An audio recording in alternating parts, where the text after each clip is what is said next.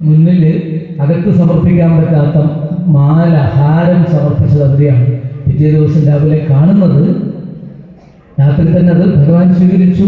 അതുപോലെ നിഷ്കളങ്കമായ ഭക്തിക്ക് മുന്നിൽ ഭഗവാൻ സന്തോഷിക്കുന്നു, അനുഗ്രഹം ചൊരിയുന്നു. അതുകൊണ്ട് വേണം നമ്മൾ ചെയ്യുന്ന കാര്യങ്ങളൊക്കെ ഭക്തിയോടുകൂടി ചെയ്യുക. പുറം പൂച്ചായിട്ട് ചെയ്യരുത്, മറ്റുള്ളവർക്ക് വേണ്ടി ചെയ്യരുത്.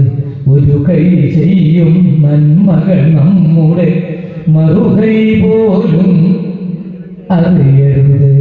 പറയാൻ വേണ്ടി ചെയ്യരുത്, ചെയ്തത് വെറുതെ പറയരുത്. അരുത് അരുത് ചെയ്യരുത്, ചെയ്യരുതാത്തത് ചെയ്യരുത്. അരുത് അരുത് പറയരുത്, പറയരുതാത്തത് പറയരുത്. നമ്മൾ ഓരോ കാര്യങ്ങൾ ഇങ്ങനെയാണ് നമ്മൾ ചെയ്യുന്നത്.